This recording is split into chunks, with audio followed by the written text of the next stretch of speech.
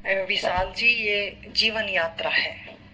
अगर जीवन से हम गुजरे नहीं, हमने भीतर स्वयं को पढ़ा नहीं कि मेरे भीतर क्या क्या खेल चल रहा है। कभी मैं प्रेम करता हूँ, कभी मैं नफरत करता हूँ, कभी मैं कहीं संबंधित होता हूँ, कहीं खुश होता हूँ, कहीं मैं दुखी होता हूँ। ये जो ये खेल है, ये मेरे अंदर चल रहा है और ये खेल मेरे अंदर ही खत्म होगा। कहा ना कि पिंडे सो ब्रह्मांडे, भीतर का ही बाहर प्रकट है। और जब भीतर बिल्कुल खाली हो जाता है तो तुम्हें सबका मन, सबके मन को तुम देख सकते हो कि ये अभी इस सृष्टि के खेल में, इस संसार के खेल में सम्मिलित है। और जो स्वयं को जान जाता है, जिसने स्वयं को जान लिया, अपने उस अवस्था को अनुभव कर लिया जहां मैं शरीर से पहले भी नहीं था और अब शरीर में हूं तो भी वही हूं, शरीर मिटने के बाद भी मैं उसी में समा जाऊंगा। तो जब ये अनुभव घटता है हमारे भीतर, तो हम रिक्त और खाली होकर सभी में उस खाली स्पेस का, यानी जो जीवन का अनंत विस्तार है, उसको हम बखूबी देख सकते हैं।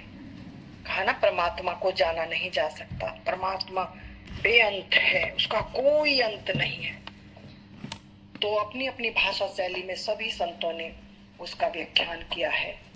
और ये शब्द जो लिए हैं, ये लुभावने शब्द लिए हैं, ताकि इस तरफ इंसान के मन को मोड़ा जाए। और जब हमारा मन मुड़ता है तो धीरे धीरे हमारे भीतर वो शांति, वो सुख, वो डिअटैच, ये चीजें हमारे भीतर से कम होने लगती हैं।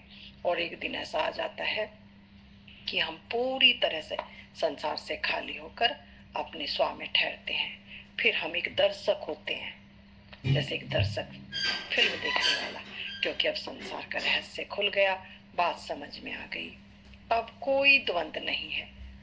द्वंद्व इसलिए नहीं है क्योंकि अपने मन के कारण जो मैंने खेल खेला था, दुख का, सुख का, स्त्री का, पुरुष का, अब इस रहस्य को समझकर मैं अपने शुद्धतम उस रूप में आ गई हूँ जहां अब कोई रिलेट नहीं है, यानी कोई संबंध नहीं है, दो नहीं है, अकेला मन मगन मस्त।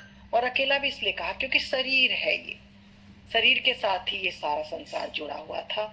जैसे ही मेरा शरीर से तादात्म्य टूटा, मैं शरीर की ग्रेविटी से ऊपर गई, यानी मन से मुक्त हुई, तो मैंने अपने उस स्वारस को जाना जो मुझे कोई नहीं दे सकता, जो मेरे साथ पहले से था।